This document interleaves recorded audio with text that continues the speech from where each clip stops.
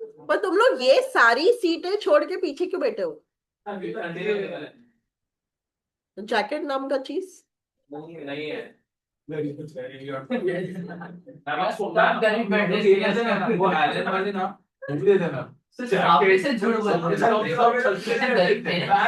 सब पे एलन लिख के। हाँ मेरे को तो कभी कभी लगता है छोड़ो अभी।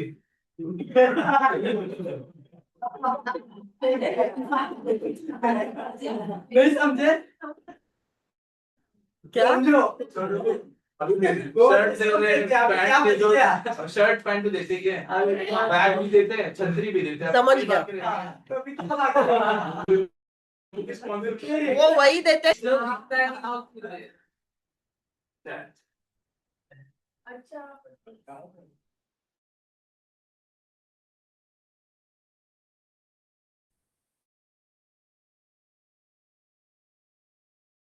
चलो एंड आएगा ही आएगा एडमिनिस्ट्रेटिव लॉ से। और इसके जो आंसर्स है ना बहुत बड़े बड़े हैं।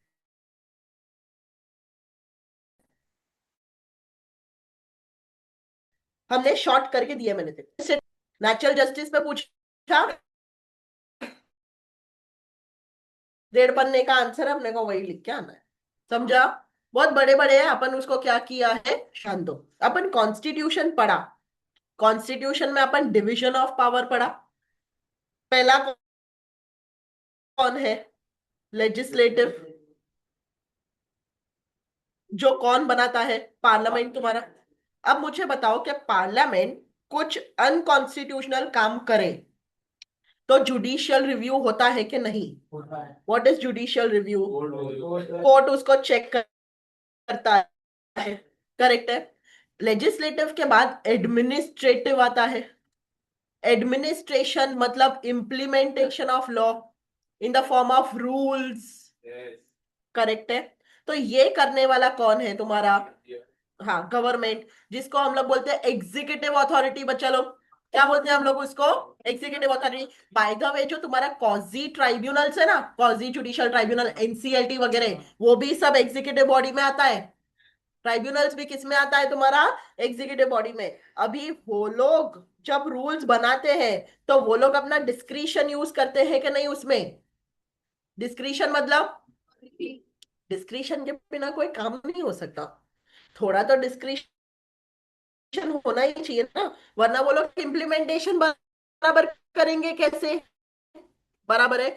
बट ये डिस्क्रिशन गाइडेंस के साथ होना चाहिए। और उन्होंने discretion properly application of mind के साथ यूज किया है या नॉन एप्लीकेशन ऑफ माइंड के साथ किया है, ये चेक करना जरूरी है। बराबर है। और इसको भी चेक कौन करता है तुम्हारा? जुडिशियरी। कौन चेक करता है? जुडिशियरी। सो बेसिकली एडमिनिस्ट्रेशन पे भी चेक रखना जरूरी है। ठीक है, उनको भी गाइडेंस देना जरूरी है। डिस्क्रिशन वो लोग यूज कर सकते हैं, बट कौन से कितने एंड पे डिस्क्रिशन यूज कर सकते हैं, उनको भी लोगों को नेचुरल जस्टिस देना जरूरी है। उनका भी दिमाग लगाना उनका जरूरी है। बिना दिमाग लगाए या किसी के इन्फ्लुएंस के अंडर वो कोई काम नहीं करने चाहिए, उस पे भी चेक रखना जरूरी है। इसलिए जो तुम्हारी एडमिनिस्ट्रेटिव अथॉरिटी है, जो तुम्हारी एग्जीक्यूटिव बॉडी है, वो सब काम सही से करे, उसी के लिए ये क्या बना है? लॉ। तो कितना डिस्क्रिशन, कितना नहीं, क्या कर सकते हैं वो लोग, क्या नहीं कर सकते हैं, उस पे चेक रखने के लिए कौन सा लॉ है? Administrative law. सो बेसिकली ये किस पे लागू होता है बच्चा लोग? एग्जीक्यूटिव बॉडीज पे। किस पे लागू होता है? एग्जीक्यूटिव बॉडीज पे। और एग्जीक्यूटिव बॉडीज जो काम करते हैं उसका भी क्या रखा जाता है? चेक। और चेक कौन रखता है उस पे? जुडिशियरी। समझा? डिस्क्रिशन से प्रॉब्लम नहीं है, बट डिस्क्रिशन ऐसा भी नहीं होना चाहिए कि लोगों पे अनजस्टिस। बराबर है। डिस्क्रिशन होना अच्छा है, मर्जी यूज करना अच्छा है, बट चेक के अंदर। अनकॉन्स्टिट्यूशनल पावर नहीं। Very clear. उसी पे पूरा चैप्टर है। समझा? बेसिक क्या है? हम किसके बारे में पढ़ने वाले हैं? एग्जीक्यूटिव्स के पावर्स के बारे में। जिस पे चेक कौन रखता है तुम्हारा? जुडिशियरी। बैठा? इसलिए उसका नाम क्या है? Administrative law. सॉर्टेड? एकदम मस्त है। देखो, administrative law is that branch of law that deals with powers। एक सेकेंड मुझे।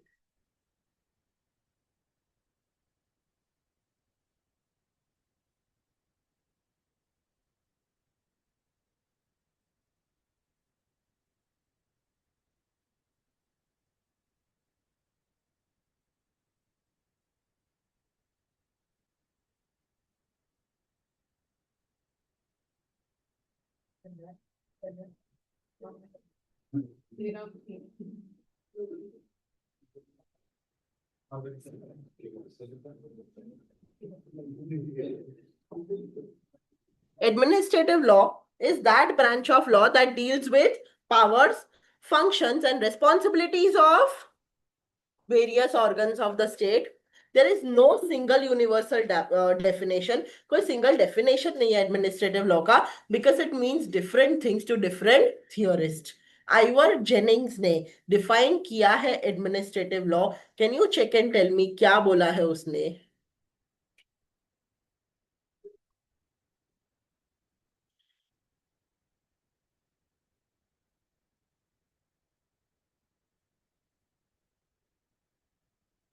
क्या बोला है? It is a law relating to administration. It determines the organization, powers and duties of which authorities? Administrative authorities. Clear? ये इतना ध्यान रखना, ये आगे का करने का जरूरत है.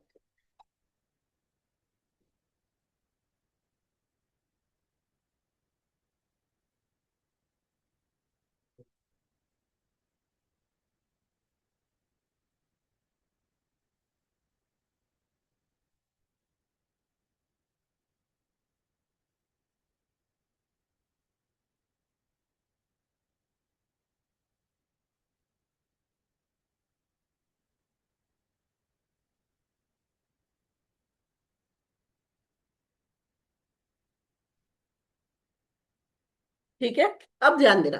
एडमिनिस्ट्रेटिव लॉ ये एक बाय प्रोडक्ट है. बाय प्रोडक्ट मतलब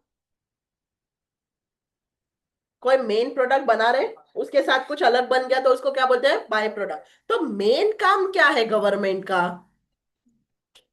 मेन काम क्या है गवर्नमेंट का? उनको ऑर्डर वगैरह मेंटेन करना पड़ता है ना? वो मेन काम है उनका.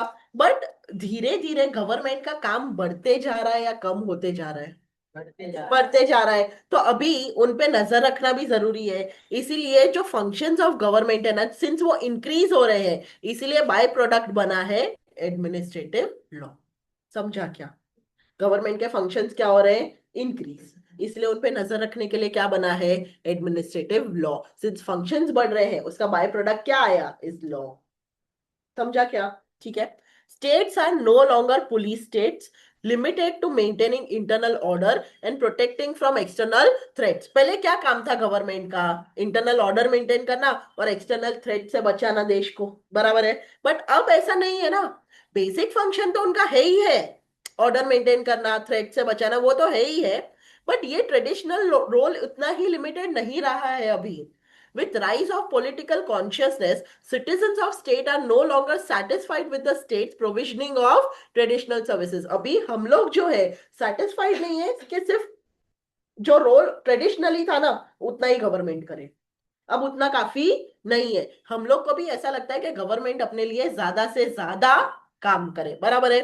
Modern state is therefore striving to be a welfare state. हम क्या चाहते हैं? हमारा देश कैसा हो? वेलफेयर देश हो. It has taken the task to improve social and economic conditions. Society भी बेटर कर रहा है गवर्नमेंट, और मॉनिटरी वाइज भी लोगों को बेटर कर रहा है गवर्नमेंट. करेक्ट है. Of its people, it involves undertaking a large number of complex tasks. Development produces great economic and social changes and creates challenges in the field of health, education, pollution, inequality etcetera. जैसे जैसे हम लोग economically develop होंगे, socially develop होंगे, problems भी तो आएंगे. कैसे प्रॉब्लम्स आएंगे? हेल्थ प्रॉब्लम्स आएंगे, एजुकेशन प्रॉब्लम आएंगे. बराबर है. तुम जापान वगैरह को बोलते हो यार ये कितना डेवलप्ड कंट्री है कि नहीं? वो क्या फेस करता है? अर्थक्वेक्स एंड सुनामीज फेस करता है. क्यों? क्योंकि जितना इंफ्रास्ट्रक्चर डेवलप करोगे उतना तुमको तुम्हारा जो नेचुरल एनवायरनमेंट है वो क्या करेगा? इम्पैक्ट होगा. बराबर है. तो जो जितना तुम इकोनॉमिकली खुद को डेवलप करोगे अच्छा है, बट फिर कहीं ना कहीं प्रॉब्लम्स तो फेस होने पड़ेंगे. बराबर है. तो अभी अपने यहाँ पे मुंबई में देख लो, it's a hub of business. Correct है. क्या हम लोग पोल्यूशन फेस नहीं करते? करेक्ट है. सो हेल्थ इश्यू हो सकता है, एजुकेशन, पोल्यूशन, इनइक्वालिटी इश्यू हो सकता है. ये कॉम्प्लेक्स प्रॉब्लम है, can not be solve except with the growth of administration. और ये प्रॉब्लम कौन सॉल्व करेगा? पार्लियामेंट थोड़ी सॉल्व करेगा. कौन सॉल्व करेगा? गवर्नमेंट सॉल्व करेगा.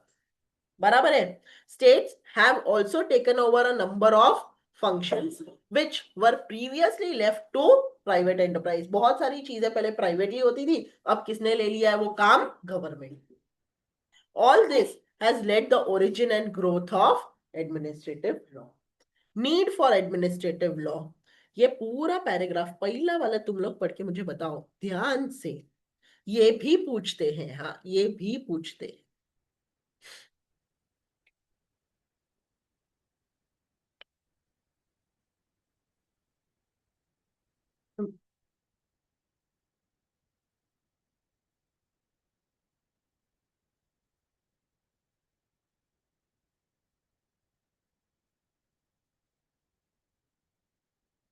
पहला पैराग्राफ एवरीबॉडी.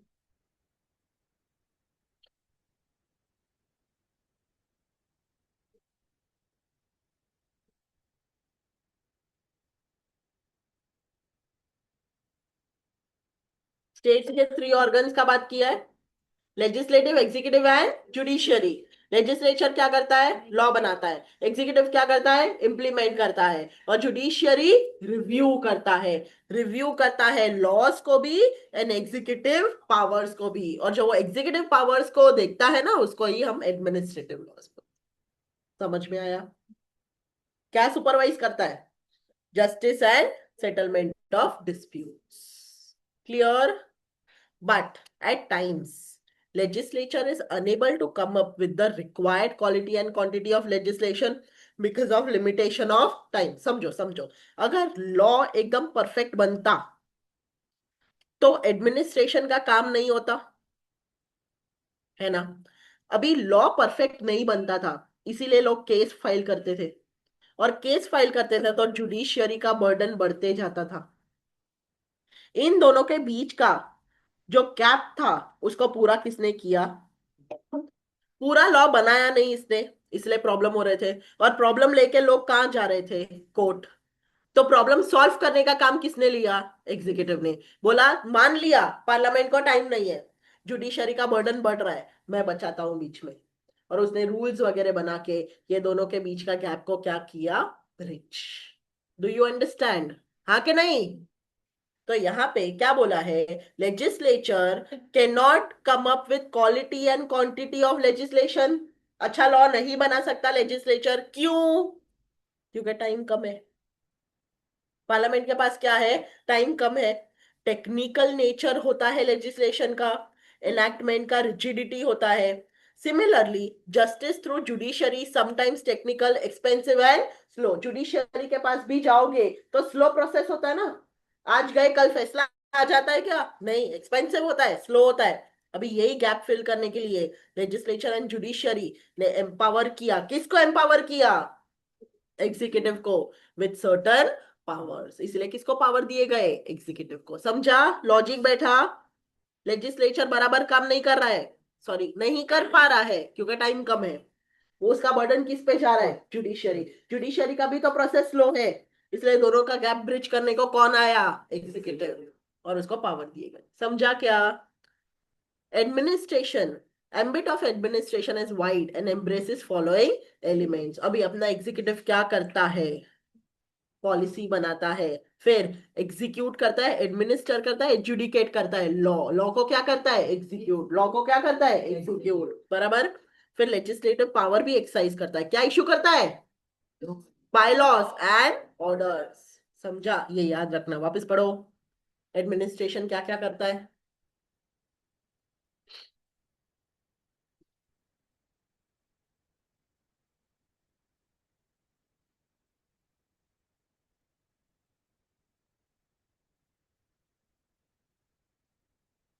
समझा? पॉलिसी बनाता है, फिर क्या करता है? लॉ को एग्जीक्यूट, एडमिनिस्टर. और तीसरा लेजिस्लेटिव पावर भी एक्सरसाइज करता है. मतलब एक्ट नहीं बनाता है बट क्या बनाता है? Rules, by laws. Very clear?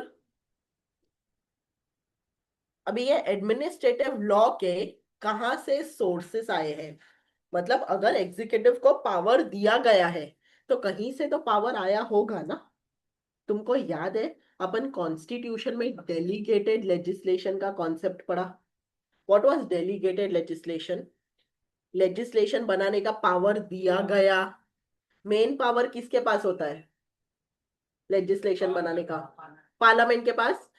But parliament सब कुछ नहीं कर सकता, इसलिए उसने अपना पावर किसी को दिया। किसको दिया? गवर्नमेंट को। किसको दिया?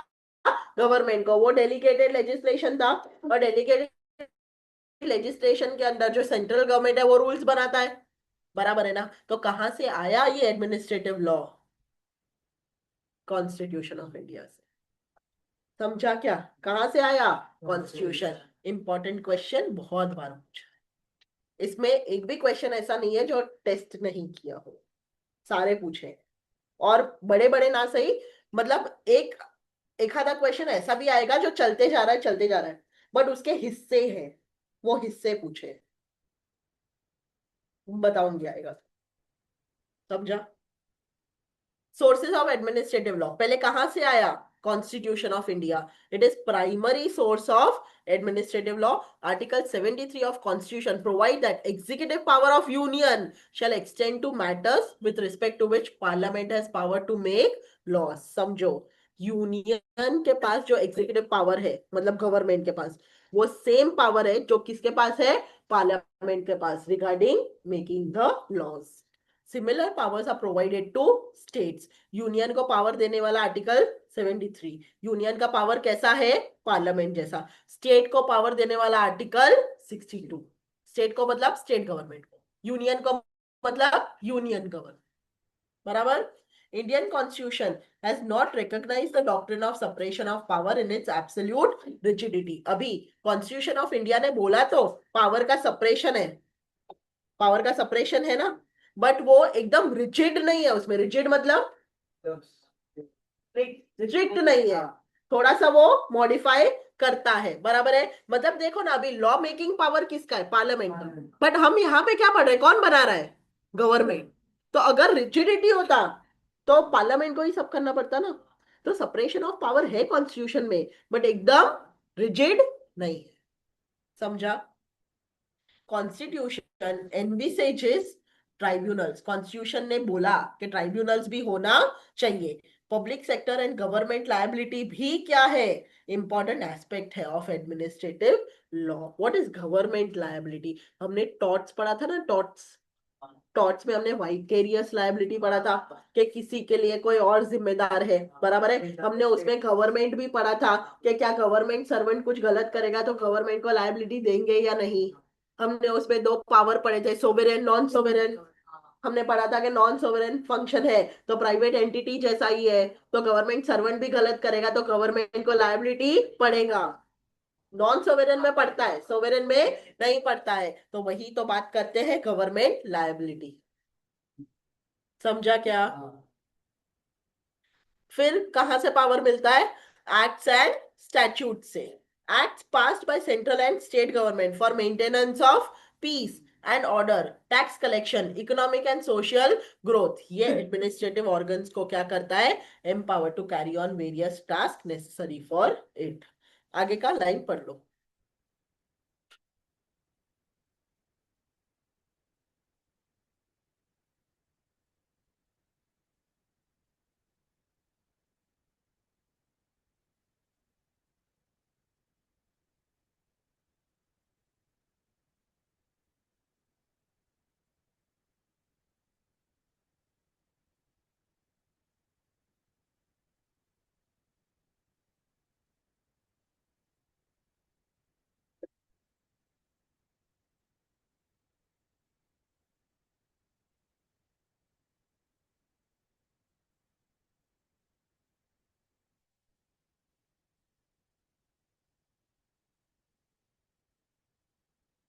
डन क्या?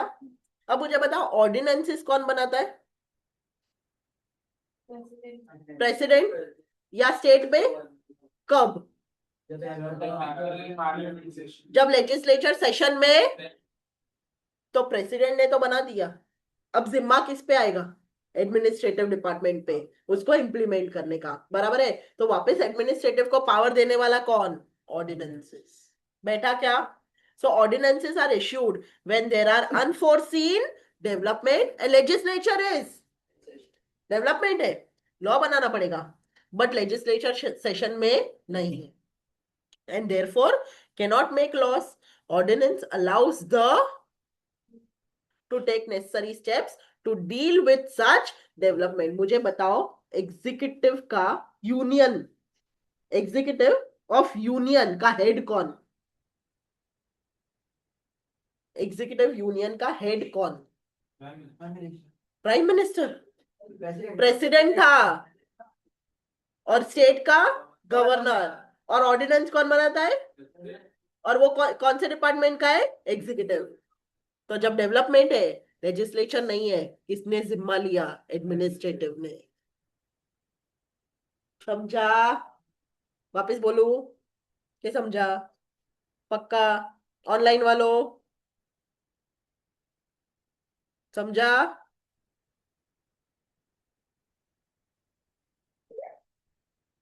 वो बोलता है क्या हो गया बेटा, मच्छी खाया तू आज? पूरन पोली क्या ऐसे ही बिना ऐसे? नहीं वो वेज बोल रहा था ना उसको इसीलिए। वो वेजिटेरियन है? हाँ। तो वेजिटेरियन सोहम नहीं, तनिष, तनिष वेजिटेरियन नहीं है ना? तनिष की सच में नहीं। आपने मच्छी बोला तो सॉल्व को लगता हूँ इसीलिए पूरा हाँ समझा श्रावणी, पूछा क्या बोल मैं हूँ मालूम है तुम्हें। चलो, administrative ordinances allow whom to take necessary steps? Administration बराबर है to deal with such development। बैठा क्या logic? Administrative directions, notification and circulars are issued by executive. Directions, notifications, circular कौन इश्यू करता है? Executive in exercise of power granted under various acts। बैठा? फिर judicial decision, judiciary is final arbiter in a case। Judiciary final है ना, वो जो बोल देता है dispute between various wings of government और between citizen and the administration. अगर गवर्नमेंट गवर्नमेंट में झगड़ा है तो डिसीजन कौन देता है? जुडिशियरी। और जो वो बोलेगा वो सही। सिटीजन और गवर्नमेंट में झगड़ा रहता है तो भी किसके पास जाते हैं? जुडिशियरी। और जो वो बोलेगा वो final. Correct. Courts through various decision on exercise of power bye administration, liability of government in case of breach of contract or tortious act of government servant, lay down administrative law। जो courts है ना, वो भी क्या बोलते हैं? Government का liability के बारे में बात करते हैं, टॉर्टियस लायबिलिटी के बारे में बात करते हैं। अगर गवर्नमेंट ने कॉन्ट्रैक्ट तोड़ा तो भी गवर्नमेंट पे क्या डालते हैं? लायबिलिटी। तो जुडिशियल डिसीजन भी गवर्नमेंट को क्या करता है? गाइड दिया फ्यूचर कंडक्ट। ठीक है, तो टॉपिक्स याद करो। एडमिनिस्ट्रेटिव लॉ कहां कहां से आया, टॉपिक्स याद करो। 4 पॉइंट्स। कहां कहां से आया? पहला कॉन्स्टिट्यूशन, फिर ऑर्डिनेंसेस, नोटिफिकेशन, सर्कुलर्स, फिर जुडिशियल डिसीजन। क्लियर? क्योंकि वो भी बताता है कि क्या करना चाहिए। Administrative discretion, what do you mean bye discretion? तो गवर्नमेंट क्या बिना डिस्क्रिशन के फंक्शन कर पाएगा? ऊपर वाले ने बोला यही करना है, यही करेगा? नहीं ना, उसको भी तो अपना डिस्क्रिशन यूज करना है, बट डिस्क्रिशन हमेशा गाइडेंस के अंडर होना चाहिए। डिस्क्रिशन ऐसा नहीं होना चाहिए कि कुछ भी कर लो तो पब्लिक परेशान हो जाएगी। समझ में आ रहा है? डू यू अंडरस्टैंड कि अगर गवर्नमेंट को फुल पावर दे दिया, जो करना है करो बिना चेक रखे, तो गवर्नमेंट क्या करेगा? समझ में आ रहा है? यहाँ पे चेक रखने वाला कोई तो है, इसलिए गवर्नमेंट ढंग से काम करता है। समझा क्या? It is nearly impossible for government to function without giving some discretion। discretion तो देना पड़ेगा। किसको discretion देना पड़ेगा? officials को, considering the different situations and circumstances। but such discretion is prone to be abused। अगर discretion दे दिया गवर्नमेंट को तो वो गवर्नमेंट क्या कर सकता है? उसको abuse। इसीलिए क्या necessary है, पढ़ के बताओ।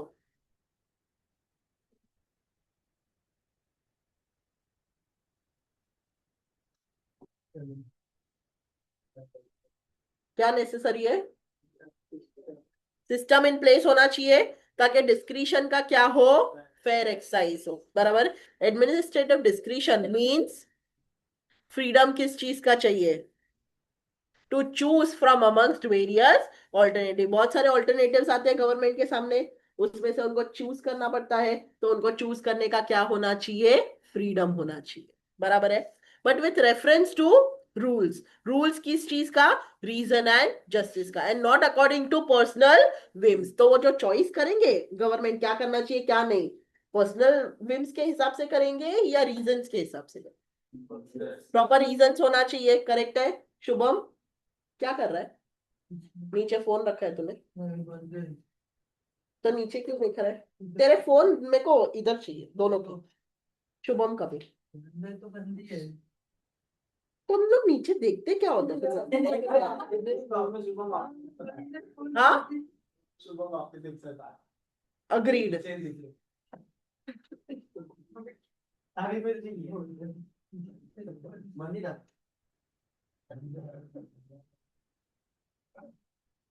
द एक्सरसाइज ऑफ डिस्क्रिशन, ये जो डिस्क्रिशन वो लोग एक्सरसाइज करने वाले हैं, कौन सा नहीं होना चाहिए, आर्बिट्ररी मतलब मर्जी वाला नहीं होना चाहिए, वेग नहीं होना चाहिए, फैंसीफुल नहीं होना चाहिए, तो कौन सा होना चाहिए, एंड रेगुलर। समझा, एडमिनिस्ट्रेटिव डिस्क्रिशन पे शॉर्ट नोट।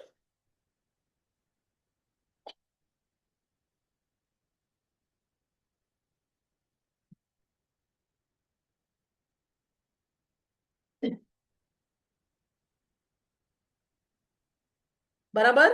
अभी जुडिशियल कंट्रोल है ओवर एडमिनिस्ट्रेटिव एक्शंस, ये लाइन का मतलब क्या है, जो भी एग्जीक्यूटिव का जो सीजीएसी है उसके ऊपर जुडिशियल कंट्रोल है। बराबर है, जो भी एग्जीक्यूटिव काम करता है उस पे किसका कंट्रोल है, जुडिशियल का। ये फर्स्ट पैराग्राफ मुझे जरा इंटरप्रेट करके बताओ everybody.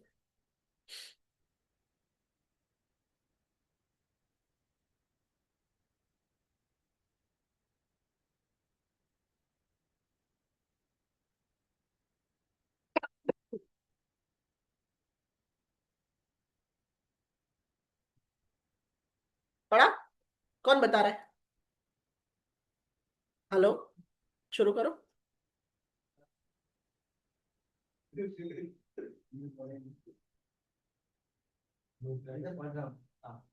Public administration large volume मतलब एक्सरसाइज जब करते हैं सिटीजन्स के लिए करते हैं, तो उसकी वजह से चांस है कि वो उनका एक्शन आर्बिट्ररी हो सकता है, बराबर, इसलिए उनको कंट्रोल करने के लिए जुडिशरी बीच में है। बराबर है ना, पब्लिक एडमिनिस्ट्रेशन है, बहुत पावर है, सिटीजन्स के लिए काम करते हैं, उनके वेलफेयर के लिए काम करते हैं। कभी ऐसा हो सकता है ना डिसीजन उनका आर्बिट्ररी हो जाए, पर्सनल वाला हो जाए, लीगल वाला ना हो, इसलिए उस पर चेक कौन रखता है, जुडिशियल कंट्रोल। समझ में आया, ठीक। The underlying object of judicial control is to ensure that authority does not abuse its power and individual receives just and fair treatment. Very clear. Modes of judicial control again important guys, three heads। उसमें internally भी बहुत कुछ आएगा और internally भी पूछा जाता है। हाँ, इसमें से एक भी ऐसा क्वेश्चन नहीं है जो टेस्ट ना किया हो, तुम JIGL का स्कैनर उठा के देख लेना, हर एक चीज पूछी है, हर एक चीज जरूरी होता है। किसका ऐड था ये, किसी का तो ऐड था ना, हर एक फ्रेंड जरूरी होता था। चलो, modes of judicial control, control क्या मुंह तो क्या, in India the modes of judicial control of administrative action. कितने बजे आए तुम आज, 9:30 बजे आने वाला था वो, क्या बोला था कल, अरे मैम बट मैं सोचा कि अभी ये नहीं है, JIGL नहीं है, SBL तो मैं बोला 10 बजे निकल जाता। तो 10 बजे निकला होगा घर पे, बहुत 10:30 बजे। कल बताना उनको, पता है ना मैम यूपी के। तो क्या हुआ, कट्टा लाएंगे क्या, तो गया। ऐसे ऐसे देखा जाए तो मैं तो 7:30 के बाद तो मेरी थोड़ी गलती है, मैं मत जा टाइक्वांडो। अब ये तो नहीं बोल सकती CS मत दे, In India, modes of judicial control of administrative action can be conveniently grouped into three heads. क्या three heads है judicial control का? Constitutional, statutory, ordinary और equitable. ध्यान. Constitutional. Constitution of India is supreme and all the organs of state derive their existence from it. Constitution सबसे बड़ा है और सबको पावर देने वाला कॉन्स्टिट्यूशन ही है, बराबर. इंडियन कॉन्स्टिट्यूशन ने प्रोवाइड किया है फॉर, याद नहीं है तुमको, आर्टिकल 13 में क्लॉज डाल दिया कि सुप्रीम कोर्ट चेक नहीं करेगा हम क्या चेंज करेंगे, तो वो आर्टिकल को ही निकाल दिया सुप्रीम कोर्ट ने, बराबर है. तो क्योंकि कॉन्स्टिट्यूशन ने ही बोला है ना जुडिशियल रिव्यू, तुमने तो पढ़ के भी मुझे बताया ना, बेसिक स्ट्रक्चर है जुडिशियल रिव्यू, बराबर है. याद आ रहा है कि भूल गए? इफ जुडिशियरी फाइंड्स आउट, आगे का तुम बताओ.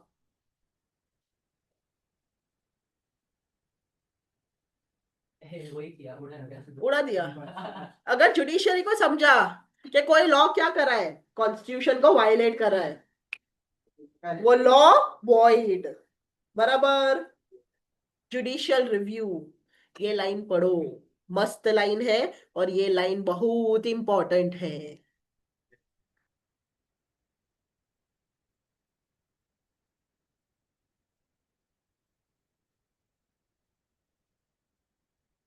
वाचलंस?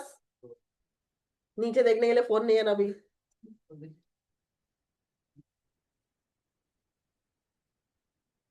अब नीचे देख भी नहीं रहे दोनों. चल झूठा. 100%. जैसे होता है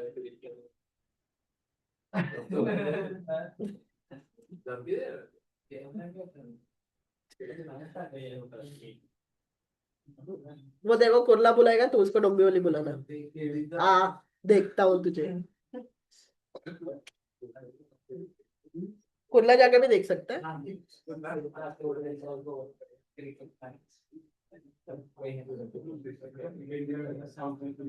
मेरा ऐसा कोई नहीं है भांडुप में, पता है, जिसके बेस पे मैं बोलूँ आप भांडुप में नहीं. आपका तो मुश्किल से क्या चाहिए? तो क्या आशीष सर मेरे को भी लेके भागेंगे?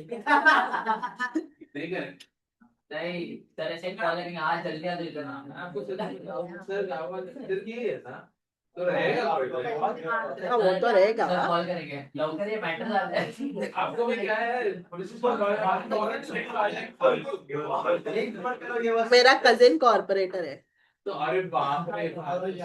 हाँ मतलब फिर भी तो पहचानता है, पता नहीं कैलाश शिंदे को पहचानता है. कैलाश शिंदे किधर? टाटा पावर.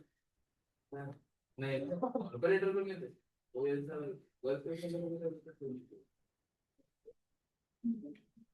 कॉन्ट्रैक्टर वगैरह. कॉन्ट्रैक्टर क्या होता है? मैं लगता क्या है तुमको, मैं क्या हूँ? बड़े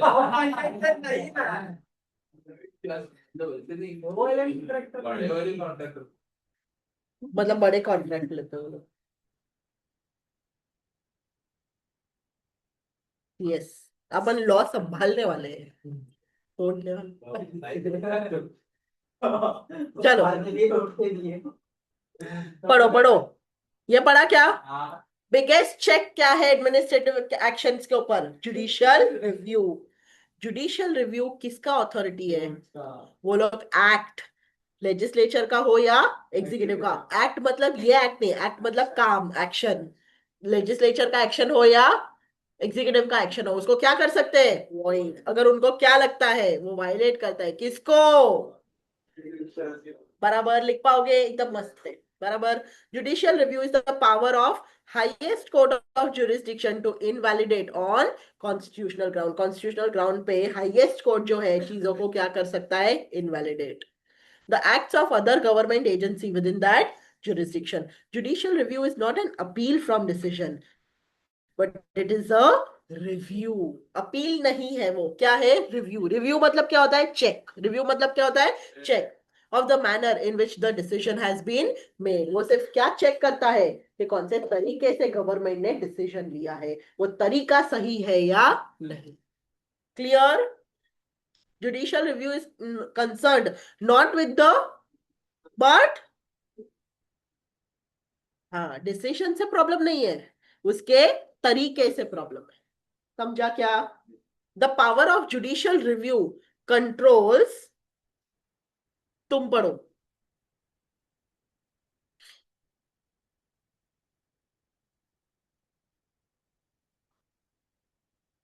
बराबर। वो सिर्फ लेजिस्लेटिव को कंट्रोल नहीं करता है, और किसको करता है? एग्जीक्यूटिव और एडमिनिस्ट्रेटिव। ये क्या बोला है? इतना ही पढ़ो। कोर्ट क्या स्क्रूटिनाइज करता है? स्क्रूटिनाइज मतलब एग्जामिन।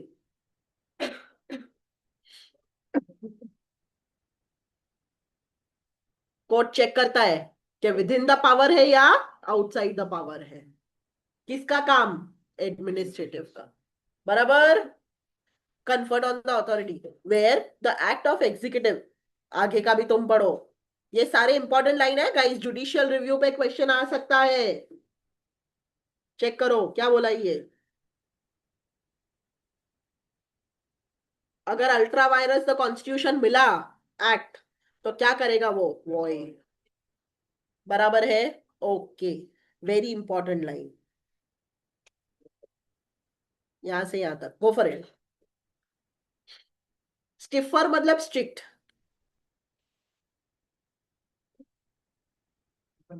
स्ट्रिक्ट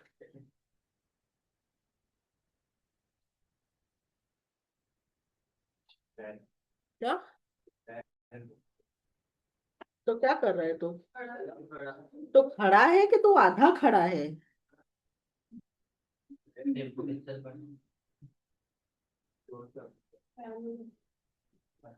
कोने में बैठना चाहिए तुझे। क्या कर रहा है प्रथमेश?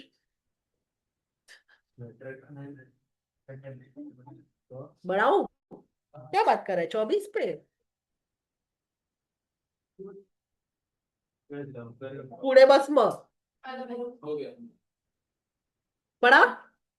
क्या बोलता है? कोर्ट का एटीट्यूड क्या है? किसकी तरफ स्ट्रिक्ट है? तो कोर्ट चाहता ही नहीं है डिस्क्रिशनरी पावर हो, कि चलेगा डिस्क्रिशनरी पावर हो तो। बट वो बोलता है कि प्रॉपर गाइडलाइन से वो क्या किया जाए, एक्सरसाइज। समझा क्या? मस्त लाइन बोला है वो लोग ने। डिस्क्रिशनरी पावर से प्रॉब्लम नहीं है, वो गाइडलाइंस के अंदर यूज होना चाहिए। समझा? द कोर्ट, पहली बार अपने को ऐसा कोई कानून पता चल रहा है जो गवर्नमेंट पे नजर रखता है। समझा?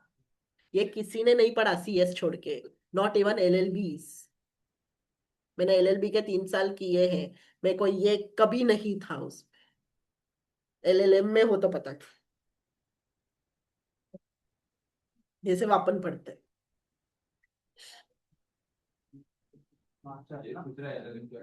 और 2 साल मास्टर्स, जैसे बीकॉम एमकॉम होता है वैसे एलएलबी एलएलएम होता है। हाँ, मास्टर्स डिग्री है। उसके बाद एलएलबी के बाद भी सनत लेना है तो ले सकते हो। If you want to practice in court you need सनत, तो बार काउंसिल का एग्जाम देना होता है। तुम नहीं दे सकते। एक ही कोई तो, वो एक ही सरेंडर कर, you can not practice both. तो अगर हाँ, सिर्फ एग्जाम देने का एलएलबी का। The court interferes when uncontrolled and unguided discretion is vested. Court कब बीच में आता है? जब डिस्क्रिशन कौन सा वाला हो, अनकंट्रोल्ड या अनगाइडेड। किसमें? बराबर है। या रिपोजिटरी ऑफ पावर ऐसा हो कि क्या करे, डिस्क्रिशन को अब्यूज। समझा? जुडिशियल रिव्यू 2 स्टेजेस पे होता है। एक, डेलीगेशन ऑफ डिस्क्रिशन पे, मतलब क्या? जब डिस्क्रिशन दिया, वो स्टेज पे भी जुडिशियल रिव्यू होता है। फिर डिस्क्रिशन जब एक्सरसाइज करते हैं तब भी जुडिशियल रिव्यू होता है। दिया तभी भी, एक्सरसाइज किया तभी भी। समझा? Judicial review at the stage of delegation of discretion. Delegation का मतलब गिविंग।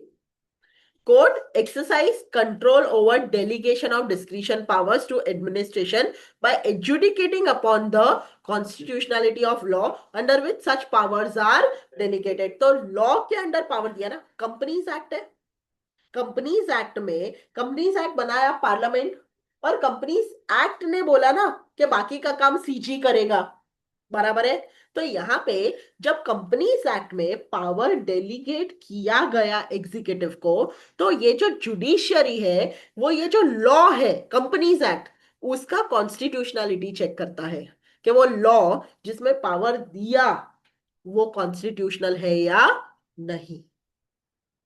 समझा मैंने क्या बोला? दोबारा बोलूं?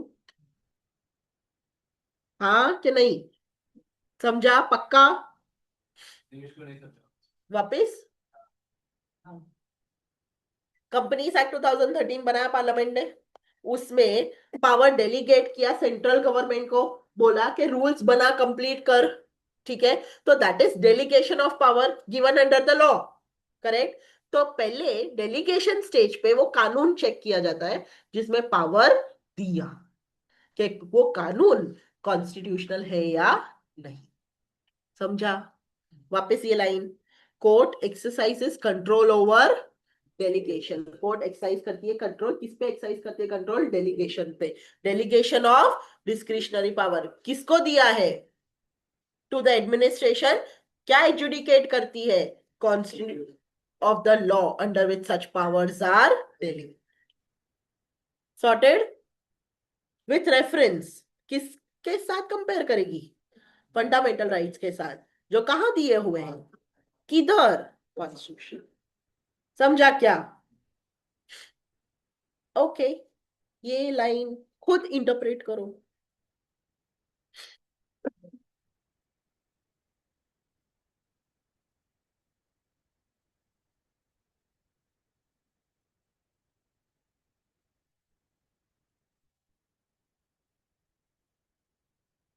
क्या बोला है?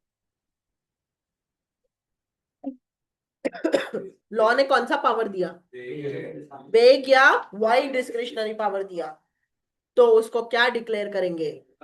Under 14 and 19। 14 is and 19 is freedom, right to freedom, बराबर है। सर्टन फ्रीडम्स जो पढ़े थे ना अपन, वो किस में दिए थे? आर्टिकल 19, बराबर। ठीक है। एडमिनिस्ट्रेटिव डिस्क्रिशन एंड आर्टिकल 14, ये लाइन पढ़ के बताओ क्या बोला है।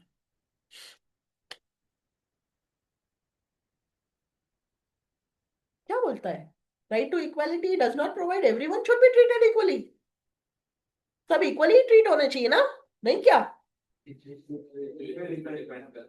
अच्छा, वेरी गुड, वही लिखा है ना। इक्वालिटी का मतलब ये नहीं है कि सब लोग इक्वली ट्रीट होने चाहिए, बराबर है। In fact if unequals are treated equally it violates the right to equality. भाई अनइक्वल को हम इक्वल ट्रीट नहीं कर सकते, जेल वाले और बाहर सेम नहीं है, बराबर ना। छोटे बच्चे और बड़े सेम नहीं है, वरना दोनों को जेल होनी चाहिए। छोटों को जेल होती है? नहीं, गलत बात है।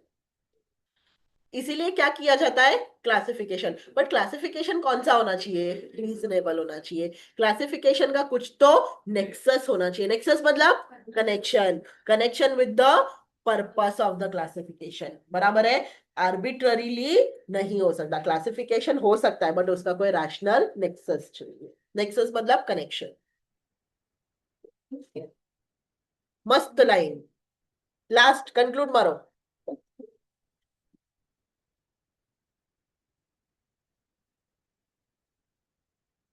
इसलिए कोर्ट नजर रखता है, किस पे नजर रखता है? गवर्नमेंट पे, कि वो लोग क्लासिफाई जरूर करे बट रीजनेबल बेसिस पे। समझा क्या? आर्टिकल 19 पूरा, गो फॉर इट।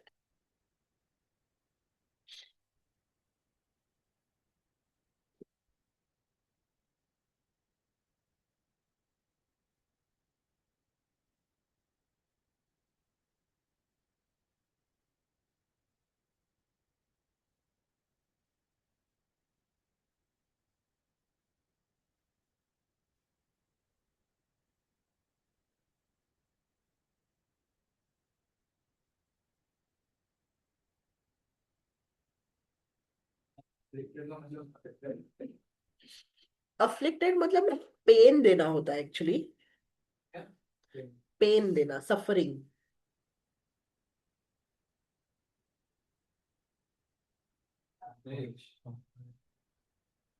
सफरिंग हो सकता है, बट यहाँ मैं बिठाऊं कैसे वो बोल रही थी मैं। Freedoms can also B.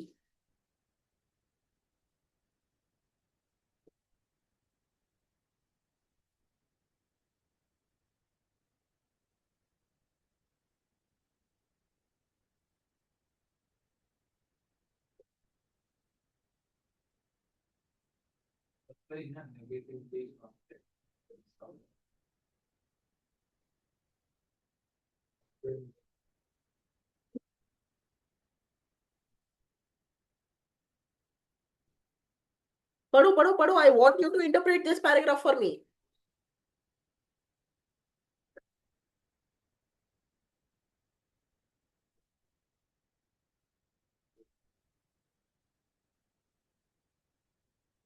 10 minute, अपने को 6 पन्ने खत्म करने हैं, जल्दी करो। पहला पैराग्राफ क्या बोलता है? सिटीजन को फ्रीडम देता है। आगे, एब्सोल्यूट नहीं है, रीजनेबल रेस्ट्रिक्शन होते हैं, बराबर है। और ये रीजनेबल रेस्ट्रिक्शन डालता कौन है? Reasonable restriction government. और उस पर चेक कौन रखता है? Judicial review. समझा? So these freedoms are harmed by whom? Administrative discretion. बराबर है ना? तुम रास्ते पे 2 बजे पटाखे फोड़ोगे तो पुलिस का गाड़ी आके उठा के लेके जाएगा ना? कौन से लॉ में ये बोला है? नहीं बोला है, बट पब्लिक न्यूसेंस करोगे तो गवर्नमेंट तुम्हारे खिलाफ एक्शन लेगा। बराबर? General principle laid down is that power conferred on executive should not be arbitrary, and that it should not be left entirely to the discretion of any authority. Discretion पे based नहीं होना चाहिए, arbitrary नहीं होना चाहिए, to do anything it likes without any check. Government कुछ भी ऐसा नहीं कर सकता जो उसको मन मर्जी हो, उस पर चेक होना चाहिए, कंट्रोल होना चाहिए। किसका कंट्रोल होना चाहिए? बराबर। फिर सेकंड, जुडिशियल रिव्यू कौन से स्टेज पे होता है? एक्सरसाइज। पहला कौन सा स्टेज था? डेलीगेशन। डेलीगेशन, डेलीगेशन में हमने क्या पढ़ा? डेलीगेशन में हमने क्या पढ़ा? वो लॉ को चेक करते हैं जो डेलीगेट करता है। फिर आर्टिकल 14 के साथ चेक करते हैं और आर्टिकल 19 के साथ चेक करते हैं। बराबर है? दूसरा कौन सा स्टेज है जिसपे चेक करते हैं? Is exercise stage. Exercise stage. Courts in India have developed various formulation to control the exercise of discretion, which can be grouped under two broad heads. First, ये अलग से शॉर्ट नोट आता है, दोनों भी। तुम डिस्क्रिशन एक्सरसाइज कर रहे हो, बट डिस्क्रिशन को एक्सरसाइज करते हुए उसका अब्यूज कर रहे हो, तो एक्सरसाइज स्टेट पे रिव्यू करेंगे। समझा मैंने क्या बोला? वापस, administrative authority is exercising the discretion, मतलब डिस्क्रिशन यूज करके कुछ काम कर रहा है, और वो डिस्क्रिशन कौन सा वाला है? अब्यूज वाला। तो एक्सरसाइज स्टेज पे चेक करेंगे। और दूसरा कौन सा है? Discretion, non application of mind. इसका लिटरल मीनिंग क्या होगा? नॉन एप्लीकेशन ऑफ माइंड, दिमाग यूज नहीं किया और डिस्क्रिशन डाला। समझा? हो सकता है नीचे वाले अथॉरिटी को ऊपर वाले अथॉरिटी ने कुछ करने बोला और नीचे वाले अथॉरिटी ने कर दिया। दिमाग लगाया आपने करना है कि नहीं? नहीं, तो उसको कहाँ डालेंगे? Non application of mind. Abuse मतलब मिसयूज किया पावर को। तुम्हारे पास अगर किसी को अरेस्ट करने का पावर है, तुमने वो पावर एक्सरसाइज किया सिर्फ धमकाने के लिए, अब्यूज। सो तुमको डिस्क्रिशन यूज करना है तुम्हारे फंक्शंस के लिए, बट ना ही उसको मिसयूज करना है, ना ही नॉन एप्लीकेशन ऑफ माइंड होना चाहिए। Very clear? इस पे अलग short notes. Clear? Abuse of discretion कब कब हो सकता है? जब तुम्हारा इंटेंशन क्या है, जब तुम्हारे कंसिडरेशंस क्या है, रेलेवेंट कंसिडरेशंस को तुमने बाहर छोड़ दिया। ऑर्डर तुम्हारे कौन से टाइप के हैं? आर्बिट्ररी। फिर पर्पस क्या है? कलरेबल एक्सरसाइज ऑफ पावर है, मतलब तुम्हारे पास कुछ अथॉरिटी है करने का, कुछ अथॉरिटी नहीं है, दूसरे के आड़ में कुछ कर रहे हो, तो कलरेबल एक्सरसाइज पढ़ेंगे। प्रोसीजर रिक्वायरमेंट को कंप्लाई नहीं किया, ज्यूरिसडिक्शन को क्या किया, एक्सीड। सिर्फ टॉपिक्स याद करो पहले तो, सिर्फ टॉपिक्स याद करो पहले।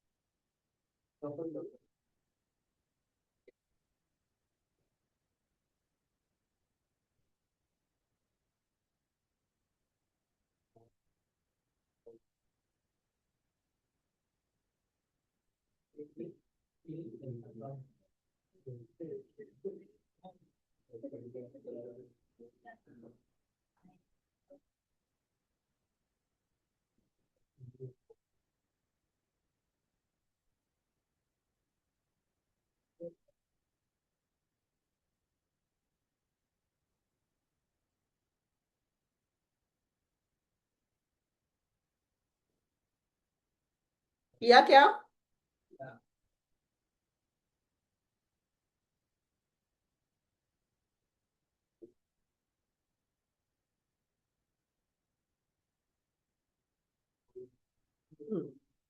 चलो, पहला वाला क्या है? मैलेफाइड। मैलेफाइड मतलब ill intention, bad faith, dishonest intention से कुछ किया है, ठीक है।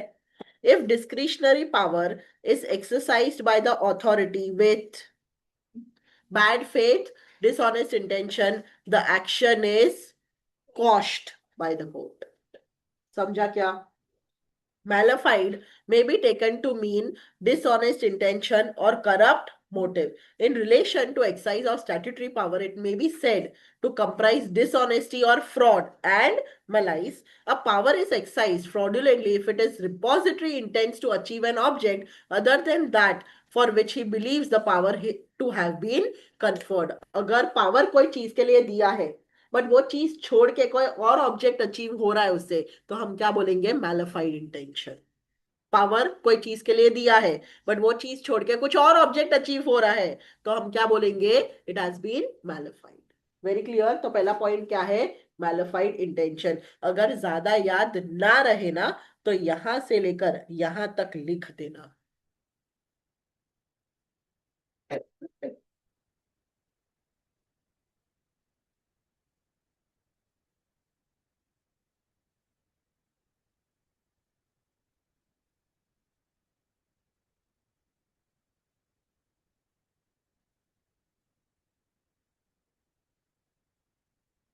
डन.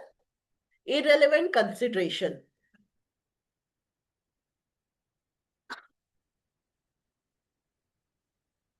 इतने से यहां तक पढ़ो.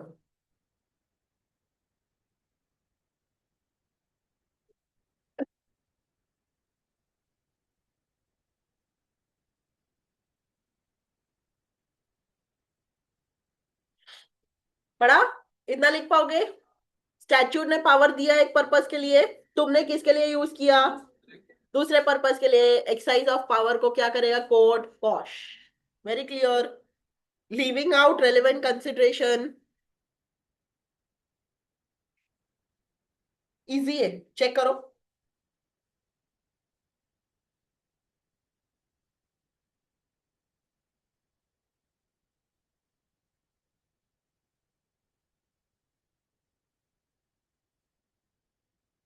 पढ़ा? Administrative authority discretionary power use कर रहा है, तो उसको क्या करना चाहिए? सारे रेलेवेंट फैक्ट्स को कंसिडर करना चाहिए. अगर उसने कुछ भी छोड़ दिए तो एक्शन क्या माना जाएगा? इनवैलिड. परफेक्ट है. तीनों लिख पाओगे. पहला पॉइंट क्या था? मैलिफाइड. मतलब इंटेंशन क्या है? Bad, dishonest. तो कोर्ट का क्या होएगा? ऑर्डर कॉश होएगा. बराबर है. एक्शन को कॉश करेगा. दूसरा क्या था? Irrelevant consideration. जिसके लिए पावर दिया उसके लिए यूज नहीं किया. तीसरा क्या था? रेलेवेंट चीजों को छोड़ दिया. बराबर. फिर ऑर्डर कौन से हैं? Arbitrary. Order made should be based on facts and cogent reasons and not on the whims and fancies of adjudicatory authority. क्या बोला है? जो भी ऑर्डर होते हैं जो एडमिनिस्ट्रेटिव अथॉरिटी देता है वो कैसे होने चाहिए? Based on facts and cogent reasons. Cogent मतलब रैशनल होता होगा. Let me check 1 minute.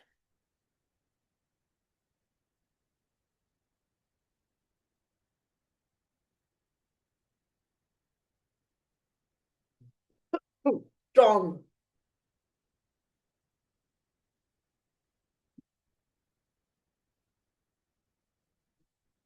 Strong reasoning के बेस पे होना चाहिए. विम्स एंड फैंसीज के बेस पे नहीं होना चाहिए. विम्स मतलब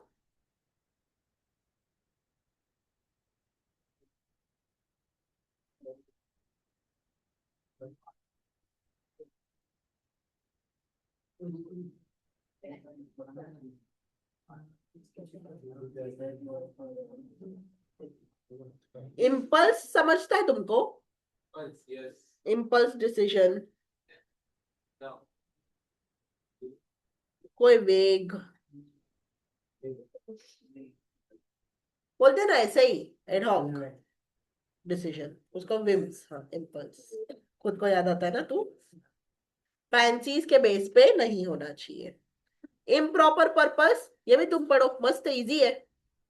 चेक.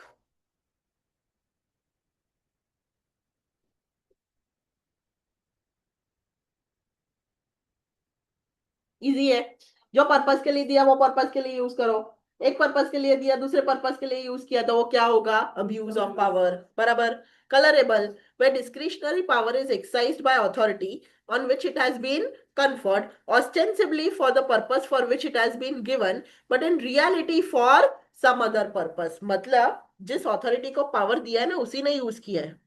दिखता भी ऐसा ही है कि जिसके लिए पावर दिया उसी के लिए यूज हुआ है. बट रियलिटी में इट इज यूज्ड फॉर. तो it is taken as colourable exercise. दूर से क्या लग रहा है? जो पावर है वही यूज हो रहा है. बट एक्चुअली किसके लिए यूज हो रहा है? Some other purpose. ठीक. Non compliance with procedure requirement. याद है आप लोग, हम लोग जब बीएनएसएस वगैरह पढ़ रहे थे तो हमने देखा था कि 7 साल के कम की सजा है. तो पहले बुलाना पड़ता है, नोटिस देना पड़ता है, अरेस्ट करने से पहले फैमिली मेंबर को बताना पड़ता है, फिर ही अरेस्ट कर सकते हो. तो वो कंप्लायंस है ना. बराबर है. तुमने प्रोसीजर कंप्लाई नहीं किया और कुछ काम किया तो वो क्या हो जाएगा? Invalid. Abuse of power. Very clear. If the procedural ostensibly मतलब लाइक रियल. लग रहा है रियल बट है नहीं. कंफर्ट मतलब गिवन.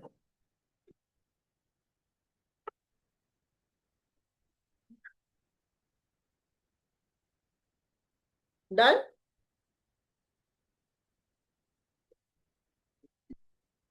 यहां से लेकर यहां तक, फिर ये लाइन।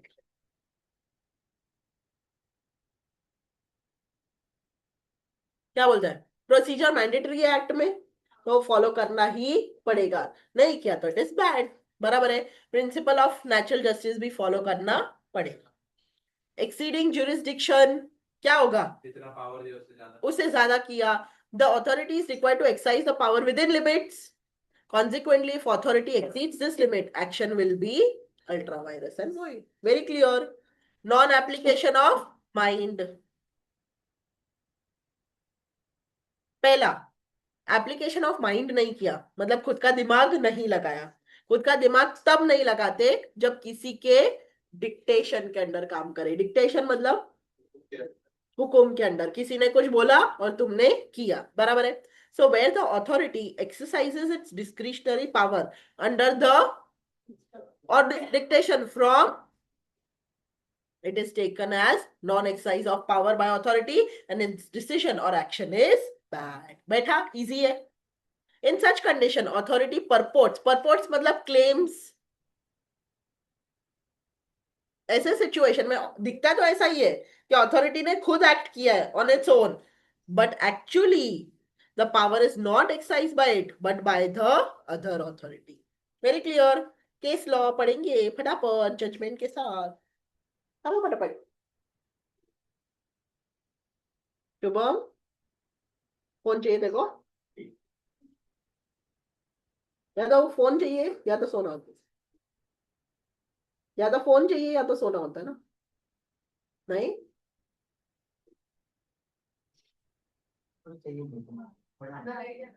खाना, या तो खाना चाहिए।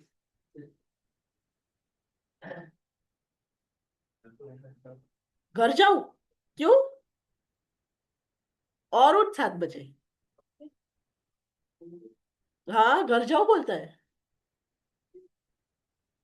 जा। वो बोल रहा है दूसरे घर जाओगे, ये रहता है ना। मत कर, वो तो क्या गलत में इतना डिंगा मारा है 9 से 9। इतना 9 से 9 बोला ही नहीं।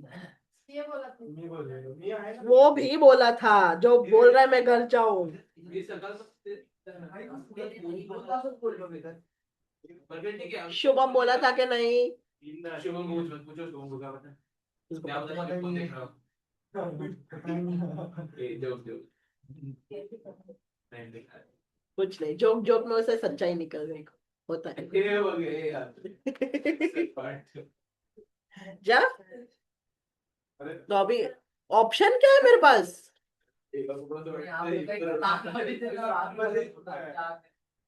अभी तबीयत ठीक नहीं लग रही है तो जा।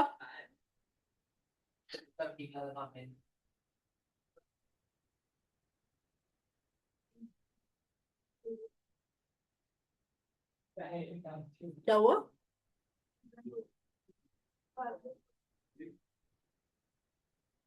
केस लॉ पढ़ो सब लोग। पढ़ लिया? क्या बोलता है जल्दी बताओ।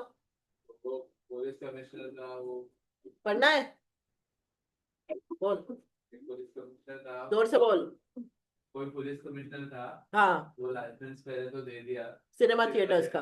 हाँ पर फिर वो गवर्नमेंट ने बोला तो उसने कैंसिल कर दिया। हाँ, तो फिर वही बोला है कि मतलब कैंसिलेशन जब भी होगा, गवर्नमेंट ने ऑर्डर किया तो गवर्नमेंट ने जो बोला वो इसने किया, खुद का दिमाग नहीं लगा। खुद का दिमाग नहीं लगाया, समझा? बराबर। आ जाओ। फिर सेल्फ रेस्ट्रिक्शन।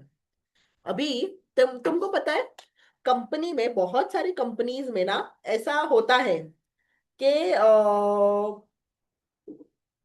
एक एसओपी होता है, स्टैंडर्ड ऑपरेटिंग प्रोसीजर, ठीक है। काम दिया होता है, बोलते हैं ऐसे ही जवाब देना है, यही करना है, इसके ऊपर तुम कुछ नहीं कर सकते, ठीक है। तो वो क्या कर दिया, एक बता दिया ये ऐसे ही काम होएगा, अपना दिमाग लगाने का नहीं। तो वहां पे खुद को क्या कर दिया हमने, रेस्ट्रिक्ट। तो अगर ये जो डिपार्टमेंट्स है वो रिजिडली काम करें, बोले कि इसका काम ये ऐसे ही और कुछ नहीं, तो डिस्क्रिशन आया ही नहीं ना, और डिस्क्रिशन में दिमाग लगाया ही नहीं, जो बोला है वही किया। तो वहां पे क्या होता है, self restriction, non application of mind, जो बोला है वही की। Simple. So if authority imposes fetters मतलब restrictions.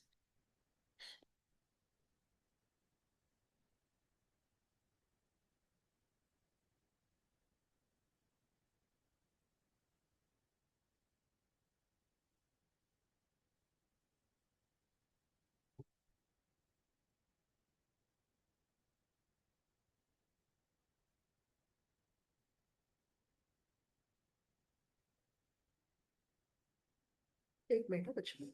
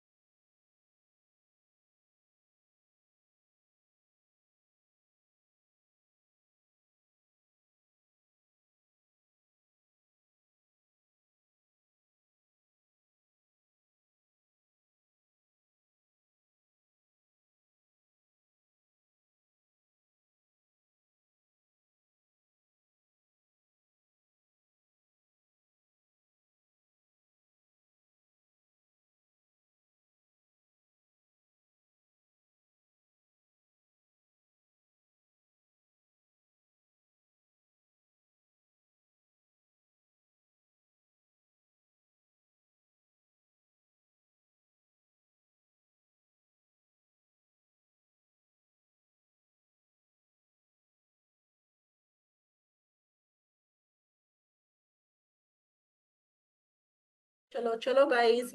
If the authority imposes fetters on its discretion by announcing rules of policy to be applied by it rigidly. क्या किया है? Authority ने restriction डाल दिया, rules बना के, पॉलिसी बना के, बोला कि इसको रिजिडली अप्लाई करना है सारे केसेस में जो डिसीजन के लिए आएंगे. तो ऊपर वाले अथॉरिटी ने नीचे वालों पे क्या डाल दिया? रेस्ट्रिक्शन. बोला जो भी डिसीजन के लिए पॉलिसीज आएंगे, जो भी डिसीजन आएंगे, जो भी काम आएगा, यही फॉलो करना है. सिंपल. तो एक्शंस एंड डिसीजंस क्या होंगे? Bad. The authority entrusted with discretionary power is required to exercise it after considering the individual cases. अगर authority को discretionary power दिया है तो वो केस टू केस चेक करेगा ना, पे डालेगा. बट हर एक में सेम ही चीज करना है तो डिस्क्रिशन आया ही किधर? समझा? तो जो भी एक्शन होगा वो क्या होगा? बैड होगा.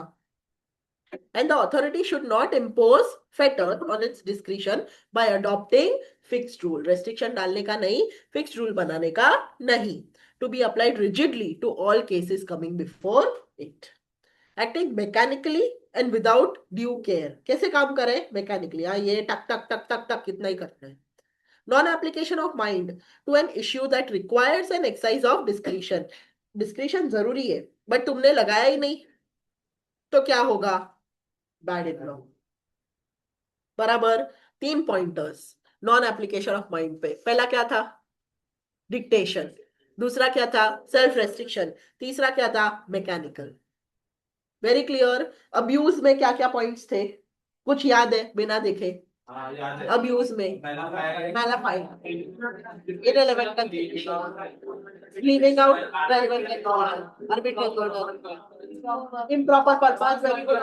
और वापस नहीं नहीं, वो तो लाइन था. नॉन कंप्लायंस ऑफ प्रोसीजर था. Colourable exercise of power, exceeding jurisdiction. बराबर है, आसानी से लिख पाओगे. फिर वो अब्यूज में था. इसमें क्या था? नॉन एप्लीकेशन में dictation, self restriction, acting mechanism. बराबर. तो अभी ये सब जो अपन पढ़ा वो किसके अंडर पढ़ा? कॉन्स्टिट्यूशन के under. Constitution, judicial review, abuse of discretion, और फिर हमने पढ़ा नॉन एप्लीकेशन ऑफ माइंड.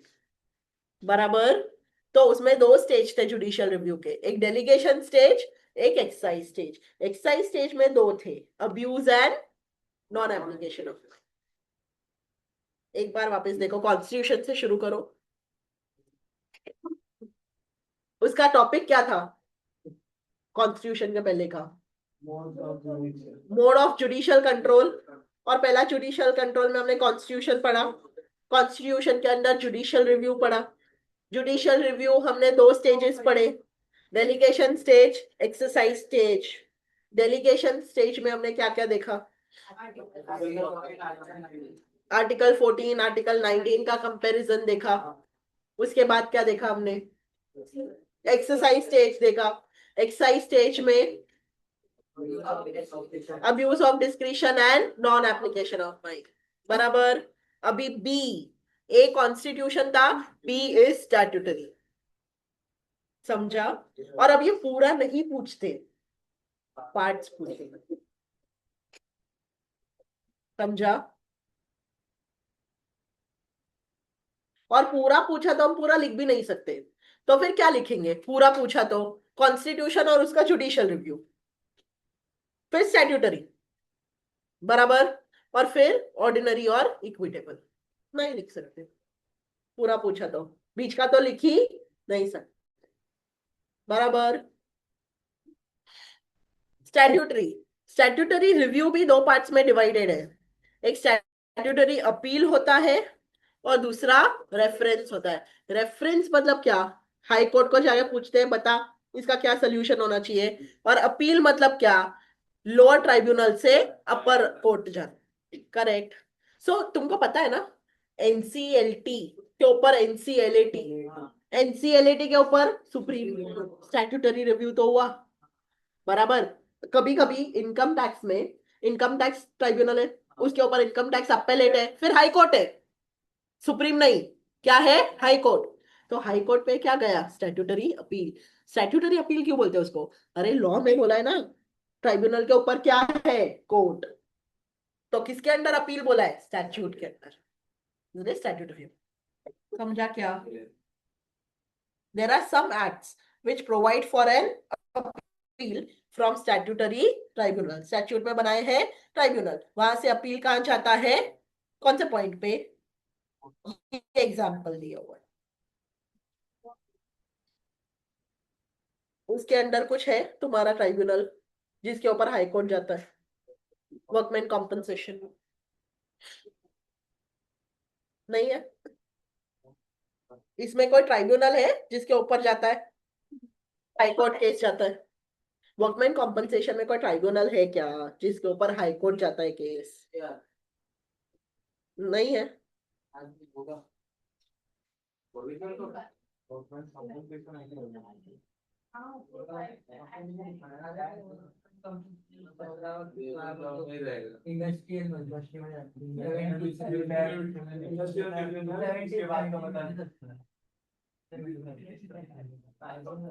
बड़ा रहे भगवान जाने।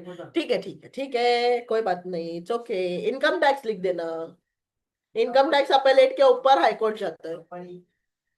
एनसीएलटी के ऊपर हाई कोर्ट नहीं है, सुप्रीम है। यहाँ पे तुमने हाई कोर्ट लिखा है ना, इसीलिए इनकम टैक्स अपीलेट के ऊपर हाई कोर्ट है, ठीक है। रेफरेंस टू हाई कोर्ट भी जाता है। There are several statute which provide कि अगर कोई रेफरेंस चाहिए एडमिनिस्ट्रेटिव अथॉरिटी ट्राइब्यूनल को, तो वो कहाँ जाए? High court.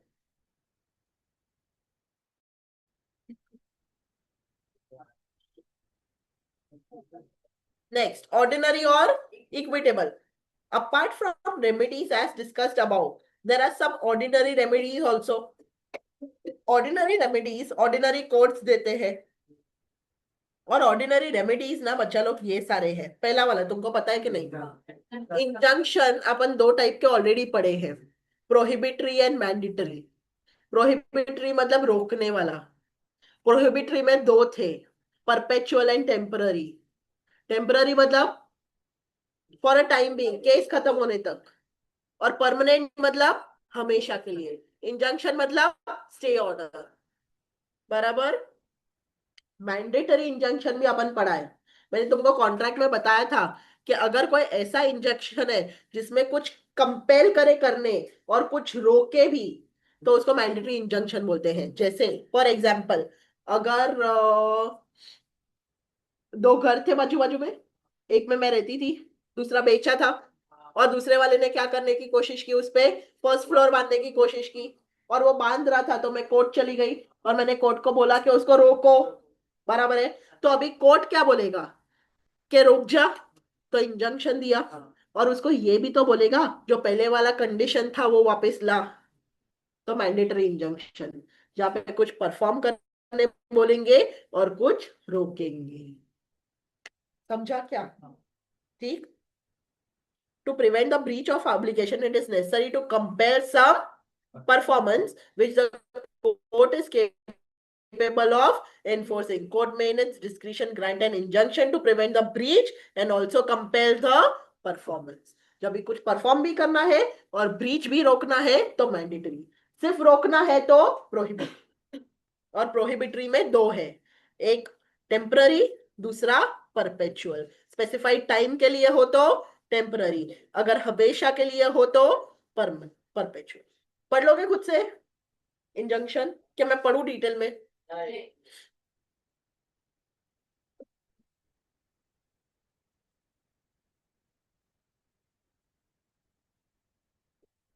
ठीक है। अगर मेरा घर जो है उस पे मेरा ओनरशिप है, मेरा टाइटल है, बट मेरे जो कजिन्स लोग हैं ना, वो लोग मेरे पे इल्जाम लगा रहे थे कि ये घर तेरा नहीं है, तूने दादाजी का घर चुराया है, ऐसा। तो मैं कोर्ट चली गई। मैंने कोर्ट को बोला, यार मेरे राइट्स डिक्लेयर कर दो, सिर्फ इतना बोल दो सबको कि ये घर का टाइटल किसका है, मेरा। मैंने क्या मांगा कोर्ट से? सिर्फ एक डिक्लेरेशन। क्या मांगा? सिर्फ एक डिक्लेरेशन। कोई रिलीफ मांगा नहीं। मैंने सिर्फ अपना जो राइट है उसका क्या मांगा? डिक्लेरेशन। ठीक है, और कोई फर्दर रिलीफ नहीं मांगा। तो ऐसे एक्शन को क्या बोलते हैं हम लोग? Declaratory judgments. डिक्लेरेटरी जजमेंट्स एक अप्रोप्रिएट रेमेडी हो सकता है जहां पे कोर्ट सिर्फ क्या डिक्लेयर करता है, of the parties, and does not give any further relief. Got the point? ठीक। फिर तीसरा तुमको पता है, डैमेजेस। ठीक। तो अभी तक अपन तीन जुडिशियल कंट्रोल पढ़ा। पहला कॉन्स्टिट्यूशन, कॉन्स्टिट्यूशन में जुडिशियल रिव्यू, जुडिशियल रिव्यू दो स्टेज पे, एक डेलीगेशन स्टेज पे, एक एक्साइज स्टेज पे। एक्साइज स्टेज पे वापस दो, अब्यूज, नॉन एप्लीकेशन। फिर हमने पढ़ा स्टैट्यूटरी, स्टैट्यूटरी में दो, अपील, रेफरेंस। ठीक। और उसके बाद हमने पढ़ा तुम्हारा अदर रेमेडीज। अदर रेमेडीज में हमने पढ़ा तीन, पहला इंजंक्शन, डिक्लेरेशन, डैमेजेस। बैठा? 2 सेकेंड प्रोसेस कर लो।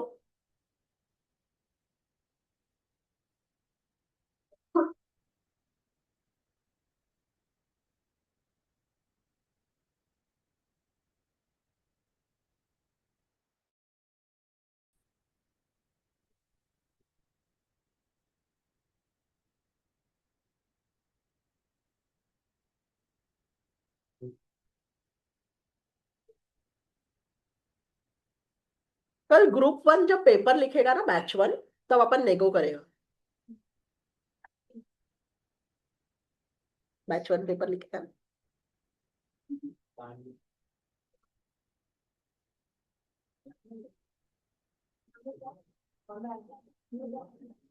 लिखेगा ना? ऑप्शन क्या है?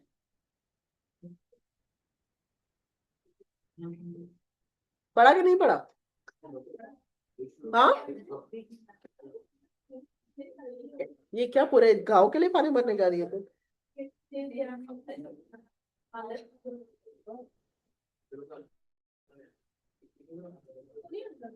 मेरे को टेंशन तो गरिमा का हो रहा है, क्या करेगी वो।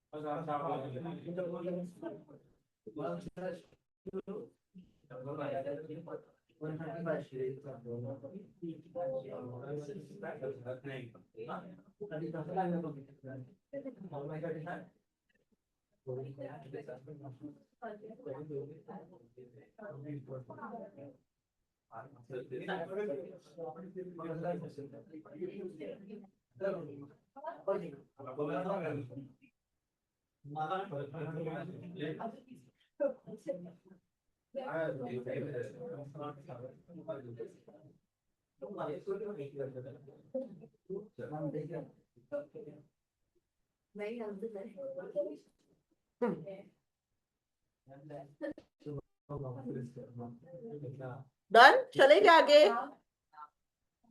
आगे चले, ब्रेक लेना है, चाय ब्रेक लेना है, खत्म करो चैप्टर, आता और है। मारेगी साक्षी देखो। प्रिंसिपल्स ऑफ नेचुरल जस्टिस, तू क्या बोल रहा है? थोड़ा और टाइम हो गया ना सो के तेरा। हाँ, पूरा नहीं पूछते वो।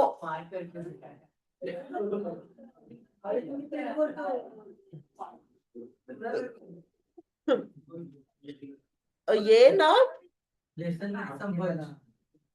पार्ट्स में पूछते।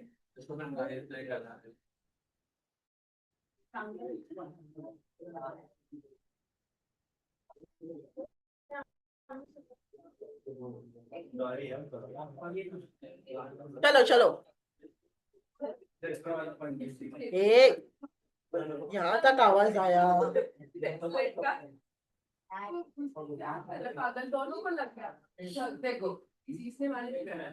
चलो चलो चलो guys, attention. Principle of natural justice. Natural justice क्या होता है?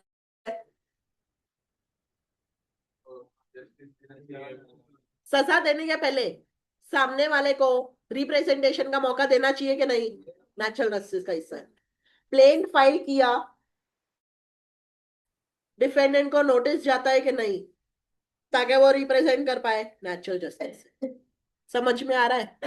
अगर ट्राइब्यूनल का जो जज है वो तुम्हारे से, एक कंपनी और तुम्हारा झगड़ा है, तुम चले गए एनसीएलटी।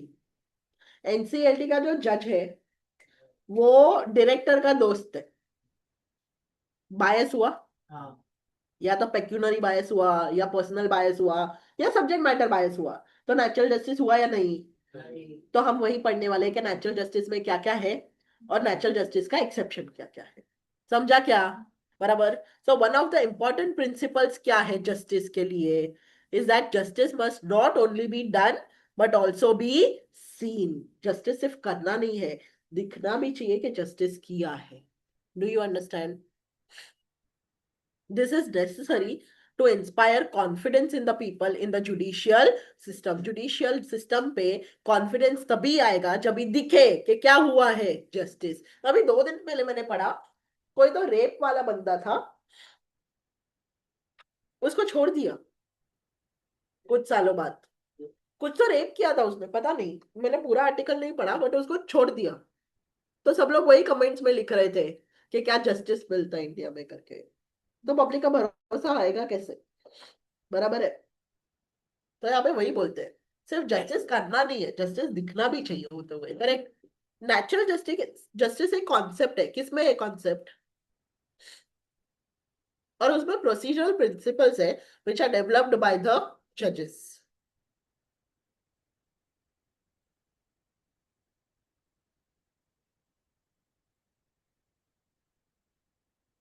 ये लिखने की जरूरत नहीं है, ये लिखना है, ये पढ़ के मुझे बताओ।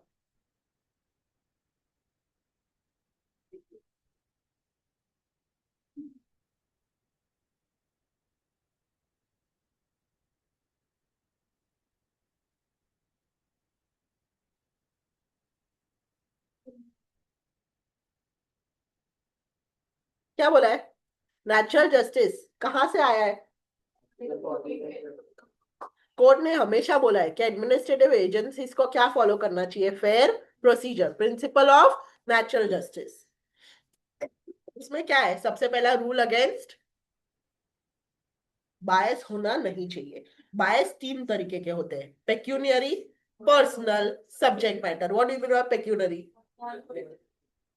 पर्सनल मतलब रिश्ता, सब्जेक्ट मैटर मतलब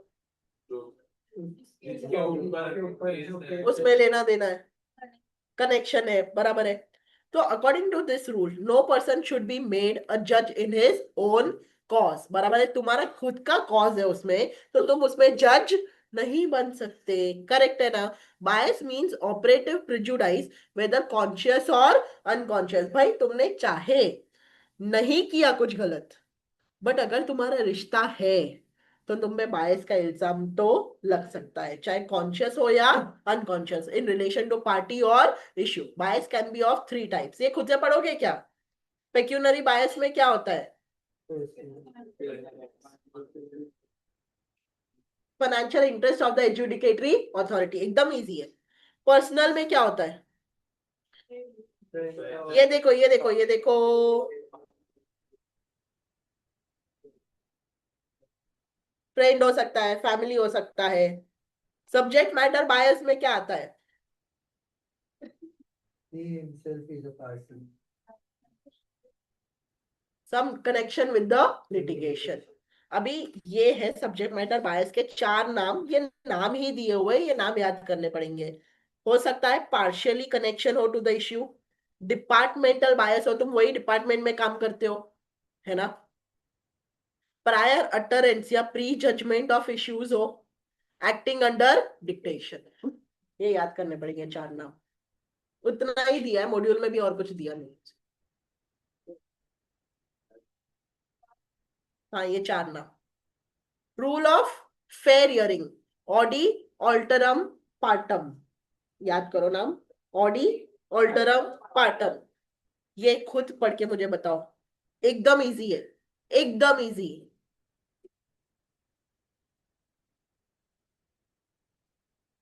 ये आगे भी है और ये शॉर्ट नोट में पूछा जाता है गाइस। ऑडी ऑल्टरम पार्टम में ये ए बी सी भी है। पहले इतना ही बताओ, एक पैराग्राफ। इजी है, एकदम इजी है। पढ़ा क्या? क्या बोलता है ऑडी ऑल्टरम पार्टम मतलब? सबको सुना कंडेम मतलब पनिश्ड।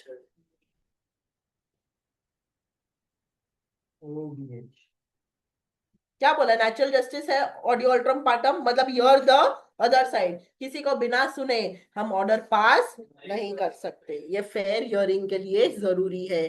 तो सबसे पहले तुमको पता है क्या भेजना पड़ता है, बराबर है, और ये लाइन पढ़ लो, तुम्हारा काम हो गया।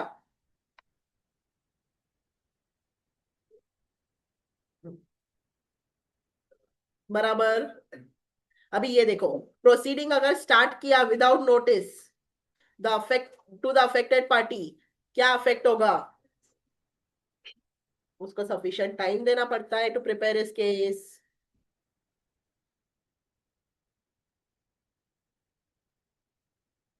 एकदम इजी है, बेसिक याद रखना ये चैप्टर में, और पूछते हैं, सब पूछते हैं ये। ठीक। फिर दूसरा क्या है फेयर हियरिंग का? Right to present case and evidence, उस सामने वाले को मौका देना चाहिए कि वो अपना केस भी प्रेजेंट कर सके और एविडेंस भी दे सके. The reply is usually in the and party is also given opportunity to present the case orally. बराबर. Right to rebut adverse evidence. Rebut मतलब रिजेक्ट. अभी जो प्लेंटिफ है वो एविडेंस तो देगा ना ऑपोजिट पार्टी के खिलाफ. ऑपोजिट पार्टी को अधिकार है कि उसके खिलाफ जो एडवर्स एविडेंस है उसको वो क्या कर सके, रिजेक्ट. समझा क्या?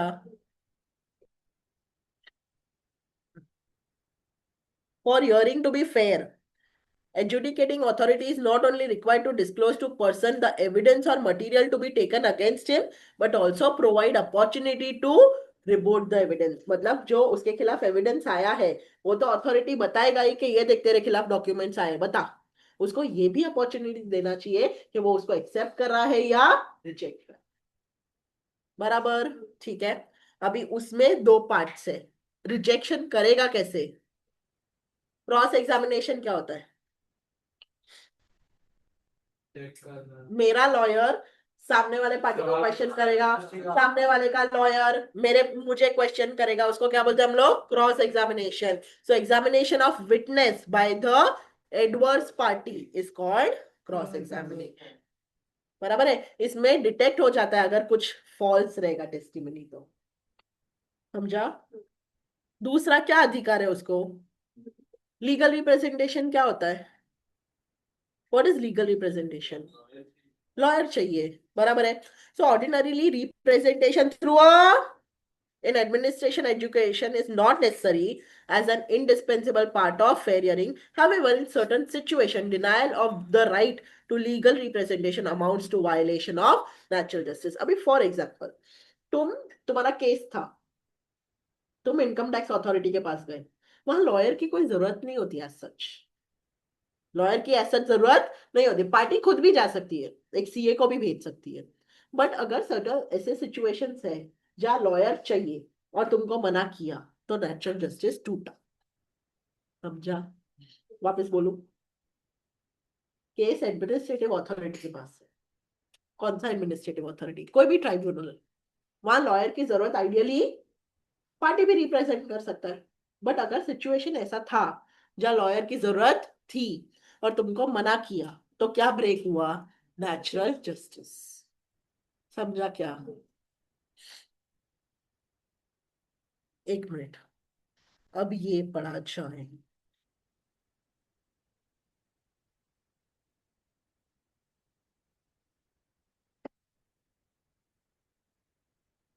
यहाँ से लेकर यहाँ तक और मुझे समझाओ क्या बोला है. Come on everybody guys.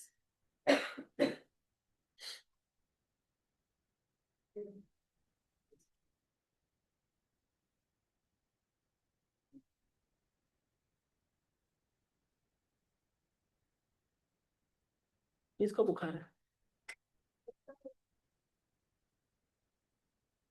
उसको कुछ तो चाहिए ना. क्या?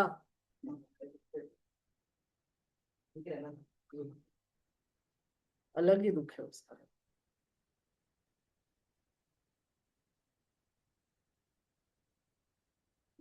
और टीवी नहीं होता तो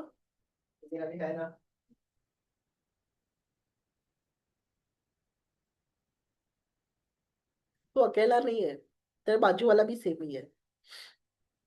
और तू भी नहीं, वो उधर भी सेम ही है. आर्यन. नहीं दिखेगा तो ऐसे ऐसे करके देखेगा, पर देखेगा. क्या?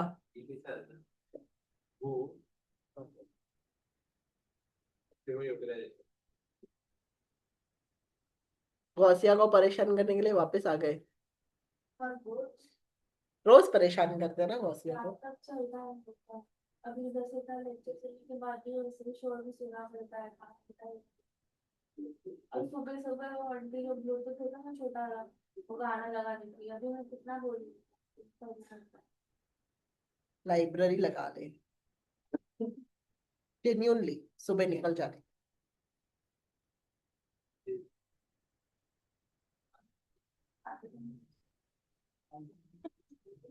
क्या बोली? शादी?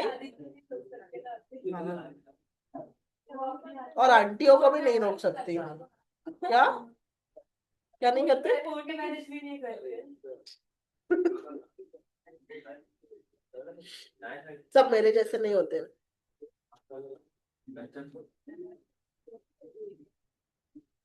हमने कोर्ट मैरिज करके फिर रिसेप्शन किया। हाँ, मेरे एंड से करे, उनके एंड से करे, दोनों एंड से करे, हमारे जेब खुश नहीं होंगे फिर।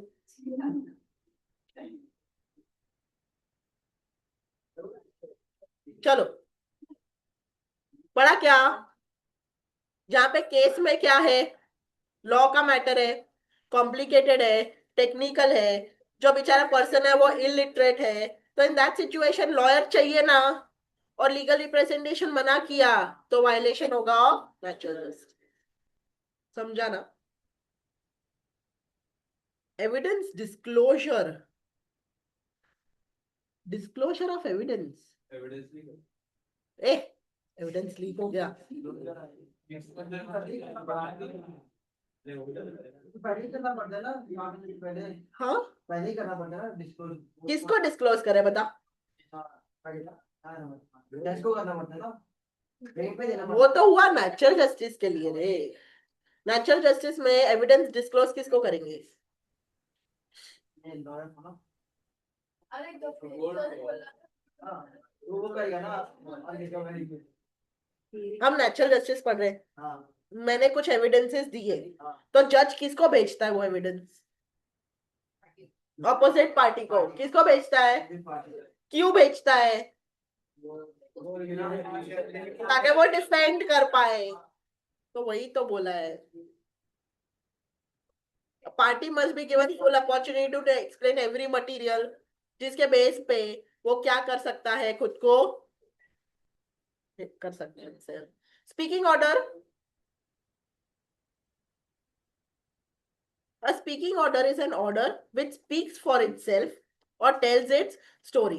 So speaking order क्या होता है पता है? जब भी कोई भी जज डिसीजन देता है तो रीजन के बिना देता है या विथ रीजन देता है? तो रीजन डिसीजन देना उसको क्या बोलते हैं? Speaking order. ये पार्ट ऑफ नेचुरल जस्टिस है। समझा क्या?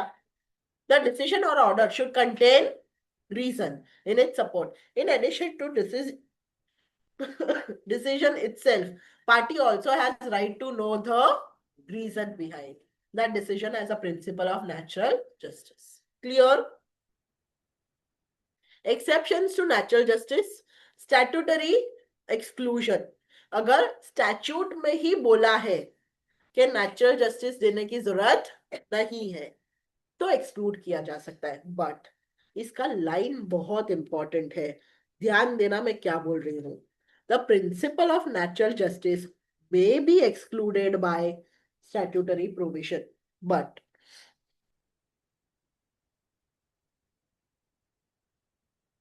ये पढ़ो पहले, वेन से लेकर मैंडेट तक।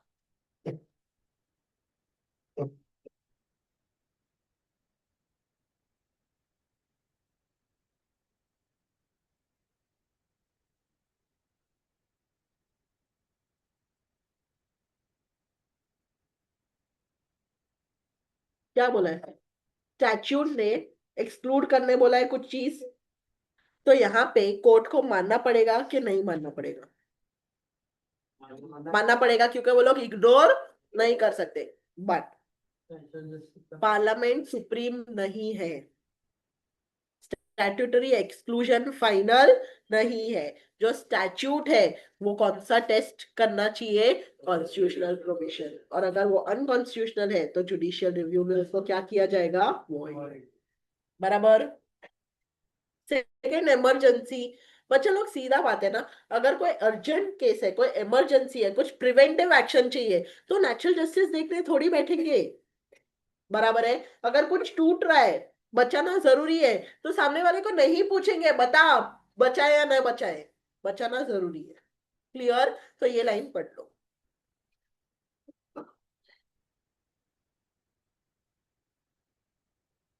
Very clear? अभी समझो, एक एम्प्लॉय पे इल्जाम था फॉर्जरी का, किसका इल्जाम था? तो उसके ऊपर इन्वेस्टिगेशन चालू करवाया। बट जब तक इन्वेस्टिगेशन चल था, अगर उसको वही रखते तो इन्वेस्टिगेशन पे प्रॉब्लम होता। तो उसको सस्पेंड किया फॉर अ टाइम भी, जब तक इन्वेस्टिगेशन पूरा नहीं होता। तो ये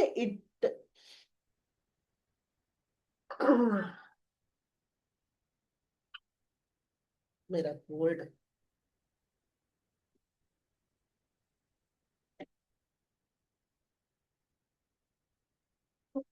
तो ये जो एक्शन लिया था सस्पेंशन का, वो इंटरिम था या फाइनल था?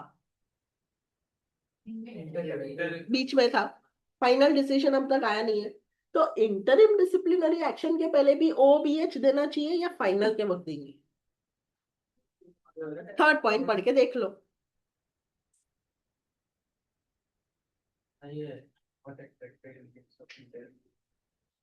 तो एक्सेप्शन हुआ ना?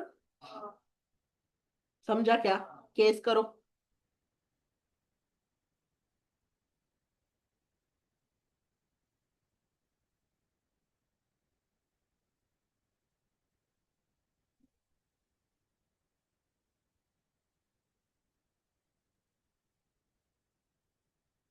आर्यन खुद को मत देखो उसमें।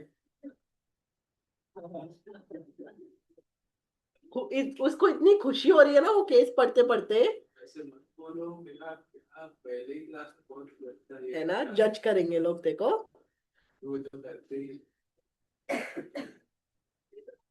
पढ़ो पढ़ो। सिर्फ एक्सेप्शन ऑफ नेचुरल जस्टिस भी पूछा जाता है 5 मार्क।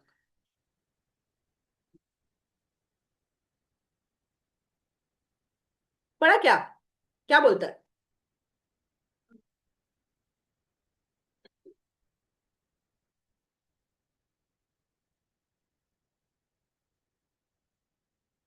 पूछा क्या?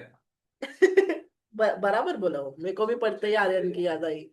Good job Tanish, we think alike. क्या बोला है बताओगे? वही बोला है ना। और केस में क्या हुआ है? किसी स्टूडेंट को डीबार कर दिया था कॉलेज से। बोला था जब तक तेरे खिलाफ केस पेंडिंग है तो कॉलेज में आने का नहीं। तो सही किया कि नहीं किया? कि नेचुरल जस्टिस नहीं दिया? नहीं दिया तो भी चलता है क्योंकि इंटरिम था। बराबर है। एकेडमिक इवैल्यूएशन, बच्चे लोग तारे जमीन पर देखा है क्या? वो इनू पढ़ता नहीं था तो उसको निकाल दिया। बराबर है। तो अगर एजुकेशनल इंस्टीट्यूट किसी स्टूडेंट को रिमूव करता है बिकॉज ऑफ अनसेटिस्फैक्टरी एकेडमिक परफॉर्मेंस, तो वहां पे नेचुरल जस्टिस इग्नोर किया जाता है। समझा क्या? आसावरी को खुद दिख रही है। कैसे पॉइंट्स है? सबको अपनी अपनी झलक दिख रही है। नहीं, रिएक्शन ही ऐसे दे रहे हो, देखा तूने उसको?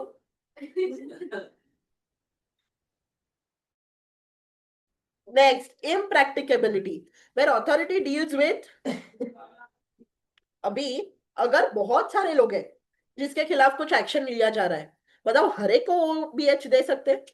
कुछ को दे सकते हैं, सबको ओबीएच नहीं दे सकते। तो वहां पे तुम इंसिस्ट नहीं कर सकते for the rules of natural justice. Case law करो फटाफट। बढ़िया, सीधा बात है ना। हर एक को बोलेंगे बता कॉपी किया कि नहीं किया। अरे मास कॉपिंग था तो एग्जाम क्या कर दिया?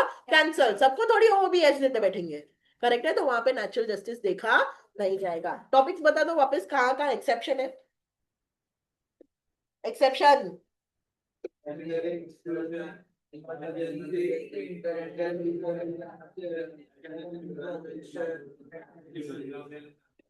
ठीक है। ठीक है चलो एक 10 मिनट ब्रेक लेते हैं। 10 minutes।